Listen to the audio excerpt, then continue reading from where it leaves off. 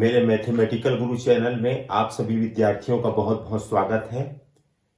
आज हम लोग समाकलनों के अनुप्रयोग प्रश्नावली 8.1 अध्याय 8 का सवाल बनाएंगे। समाकलनों के अनुप्रयोग को करने से पहले आपको कुछ बातों का ज्ञान बहुत आवश्यक है, तो इसके लिए मैंने एक बेसिक वीडियो बनाया है। समाकलनों का अनुप्रयोग के सवालों को हल करने से पहले आप उस वीडियो को मेरे चैनल मैथमेटिकल गुरु टीकेश्वर लाल साहू में जाकर के देखिएगा। तो चलिए आज हम प्रश्नावली 8.1 का प्रश्न पहला चालू करते हैं।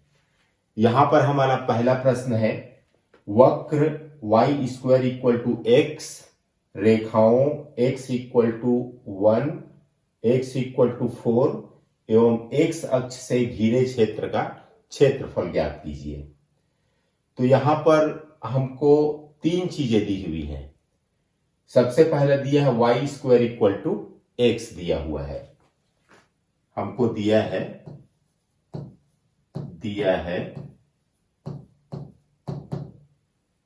हमको जो दिया है उसको पहले लिख लेते हैं हम लोग। हमको दिया है y² = x। अब ये y² = x, इसको देखते ही आप सोचेंगे कि ये है क्या। तो जैसा कि आप लोग जानते हैं कि y² = 4ax, ये एक परवलय का समीकरण है। यहां पर ये y² से चालू हो रहा है, तो आप x अक्ष की दिशा में परवलय को बनाते हैं, इतना आपको पता है। इसको और इसको तुलना करने पर हमको बिल्कुल एक जैसा दिखाई देता है।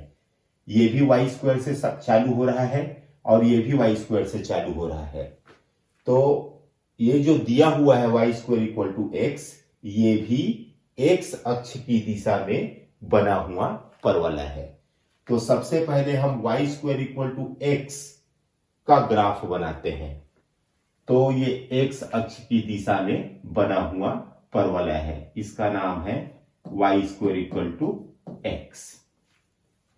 अब जो दूसरी बात दी हुई है वो है x = 1 और x = 4। ये दो बातें और दी हुई हैं। तो अब ये x = 1 क्या है, इसको जानने के लिए हम x अक्ष पर चलते हैं। आइए x अक्ष पर हम चलते हैं। ये हमारा x अक्ष है, ये हमारा मूल बिंदु है। तो मूल बिंदु से इकाई दूरी पर यहां पर 1 है, x = 1 लिखा है। तो मूल बिंदु से आप गिनिए 0, 1। तो इस 1 पर आप एक रेखा खींचिए। ये रेखा कैसी होगी, y अक्ष के समानांतर होगी। इसके बाद हमको दिया हुआ है x = 4। तो फिर आप x अक्ष में चलिए और मूल बिंदु से गिनिए 1, 2, 3, 4। ये 4 पे पहुंच गए और फिर ये y अक्ष के अनुदिश आप एक रेखा खींचिए। अब हमको जो प्राप्त हुआ है वो क्षेत्र को देखते हैं, जिसका कि हमको क्षेत्रफल ज्ञात करना है। तो यहां पर लिखा है कि वक्र y² = x। तो आप देख रहे हैं ये वक्र y² = x है, मतलब यही परवलय है। और x = 1, तो ये x = 1 है, ये x = 1 है, और ये x = 4 है, और ये x अक्ष है, और ये वक्र है। तो ये वक्र हो गया, ये x = 1 हो गया, ये x = 4 हो गया, और ये x अक्ष हो गया। तो 1, 2, 3, 4 चीजों से घिरा हुआ जो क्षेत्रफल है, जो आपको रेड कलर में दिखाई दे रहा है, उसी का हमको क्षेत्रफल ज्ञात करना है। तो चलिए हम लिख लेते हैं अभिष्ट क्षेत्रफल। अभिष्ट क्षेत्रफल क्या होगा उसको मैं यहां पर लिख देता हूं। अभिष्ट क्षेत्रफल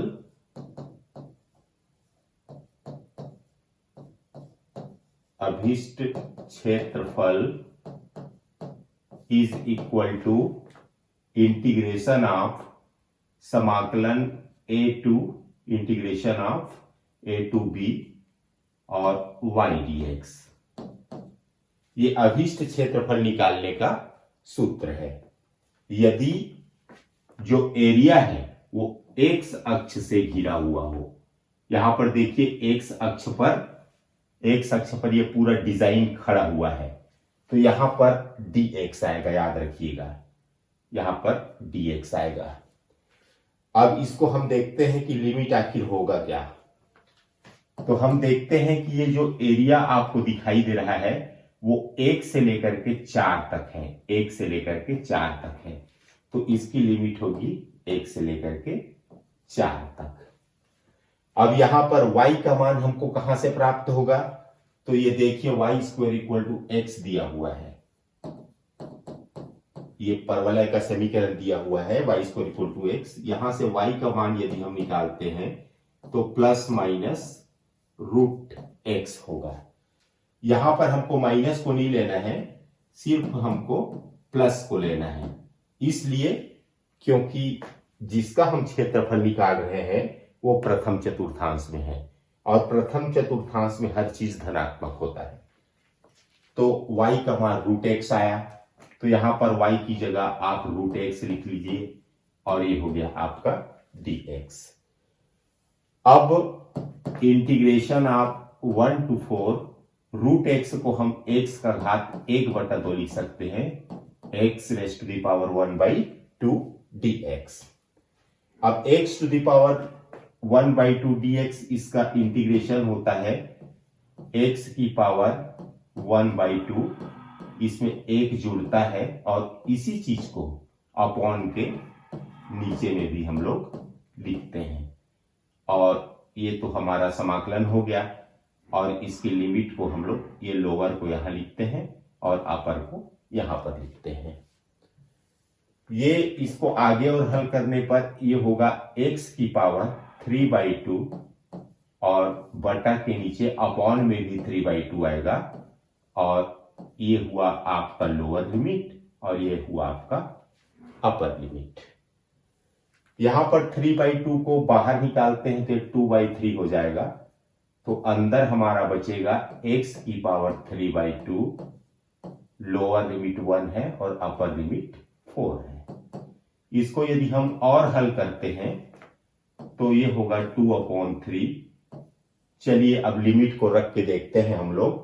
तो x की जगह पहले हम 4 को रखेंगे, तो 4 की पावर 3/2, 4 की पावर 3/2, उसके बाद माइनस अपने मन से लिखते हैं। अब यहां पर 1 रखेंगे x की जगह, तो 1 की पावर 3/2 होगा।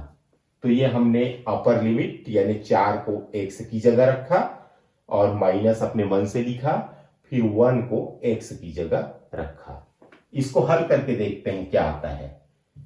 तो ये होगा 2/3 और 4 को हम लोग 2 का वर्ग लिख सकते हैं, 2 का स्क्वायर लिख सकते हैं और पावर में पहले से 3/2 है उसको भी लिख लीजिए, माइनस 1 का पावर चाहे कुछ भी हो वो 1 ही होता है, तो इज इक्वल टू 2/3। यहां पर 2 से 2 कैंसिल हुआ, 2 का 3 बार गुना करेंगे तो 8 आएगा, तो 8 माइनस 1 होगा। इसको और यदि हम हल करते हैं तो 2/3 इंटू 8 माइनस 1 यानी कि 7 होगा, तो 7 दूनी 14/3। चूंकि आप क्षेत्रफल निकाल रहे हैं इसलिए 14/3 वर्ग इकाई हमारा अभिष्ट क्षेत्रफल होगा। यही हमारा आंसर है।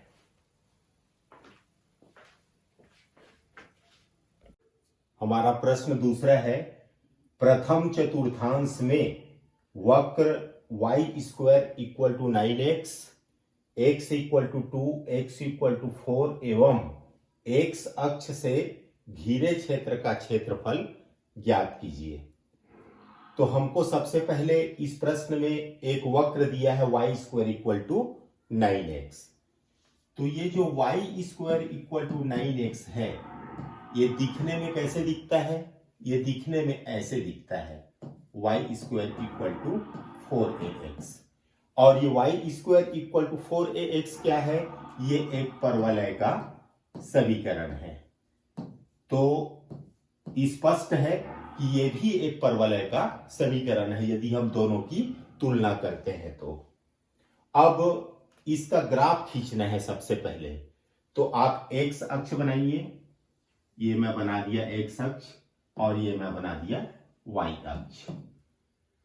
अब मैं आपको सरल भाषा में बता रहा हूं, ये वाई स्क्वायर से शुरू है, तो हमेशा ग्राफ को आप एक्स अक्ष की दिशा में बनाएंगे। मतलब परवलय का मुंह एक्स अक्ष की दिशा में खुलेगा। तो मैंने मुंह खोल दिया एक्स अक्ष की दिशा में, और इस परवलय का समीकरण क्या है? Y square equal to 9x।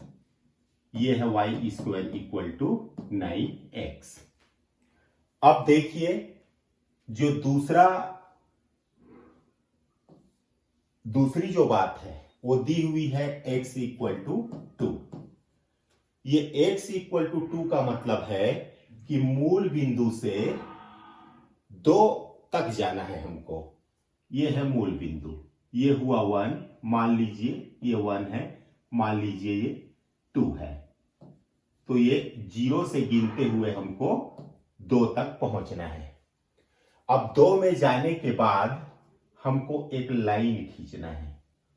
ये मैंने लाइन खींच दिया, और ये लाइन किस दिशा में खींचना है? ये लाइन का निर्माण हमको करना है वाई अक्ष की दिशा में। अब x बराबर 4 दिया है, तो ये x बराबर 4 क्या है? मूल बिंदु से आप 4 स्थान आगे चलिए, 1 2, मान लीजिए 3 है, और ये आपका 4 है। तो 4 में पहुंचने के बाद फिर एक लाइन खींचिए। तो ये जो लाइन आप खींच रहे हैं, यहां पर 2 पे आपने लाइन खींची, तो ये x बराबर 2 है, और यहां पर 4 पे आपने लाइन खींची, मतलब ये x बराबर 4 है। अब तीसरी जो बात दी हुई है इस प्रश्न में, वो दिया हुआ है x अक्ष। तो देखिए यहां पर ये x अक्ष है। तो अब हमको पता चल गया है कि किस क्षेत्र का हमको क्षेत्रफल ज्ञात करना है। तो इस चित्र को देखने से बिल्कुल स्पष्ट है कि ये वक्र है Y square equal to 9x, ये x बराबर 2 है, ये x बराबर 4 है, और ये x अक्ष है। तो 1, ये 2, ये 3 और ये 4, चारों के बीच जो क्षेत्र आपको दिखाई दे रहा है, जहां पर मैं पेन चला रहा हूं, उसी का हमको क्षेत्रफल निकालना है। तो चलिए मैं सीधे सीधे आपको अभिष्ट क्षेत्रफल निकाल करके दिखाता हूं। तो आप लोग जानते हैं कि अभिष्ट क्षेत्रफल निकालने का जो सूत्र होता है वो होता है integration of a to b y dx। यहां पर ये जो पूरा क्षेत्र है वो आपको x अक्ष के ऊपर खड़ा हुआ दिखाई दे रहा है, तो आपको समाकलन x अक्ष के सापेक्ष करना है। अब रही बात लिमिट की, तो यहां पे देख रहे हैं कि ये जो क्षेत्र है जिसका हमको क्षेत्रफल निकालना है, वो 2 से चालू होकर के 4 तक फैला हुआ है। तो लोअर लिमिट 2 है और अपर लिमिट 4 है। अब यहां पर y का मान कहां से प्राप्त करें? तो y का मान प्राप्त करने के लिए हमको प्रश्न में जाना पड़ेगा। y square equal to 9x ये दिया हुआ है। तो यहां पर यदि हम y का मान निकालते हैं तो प्लस माइनस रूट 9x होगा। इसको हल करते हैं तो प्लस माइनस 9 का वर्गमूल 3 होता है, और x का मालूम नहीं है तो रूट x लिख लीजिए। अब बात प्रथम चतुर्थांश की हो रही है, तो प्रथम चतुर्थांश में हर चीज धनात्मक होता है। तो यहां पर ऋण को छोड़ दीजिए, धन वाले को लीजिए, तो y का मान हुआ 3 रूट x। तो यहां पर y का मान पुट करिए 3 रूट x, और ये dx। अब इसका हम आराम से समाकलन कर सकते हैं। चलिए देखते हैं करके समाकलन। 3 को बाहर करिए।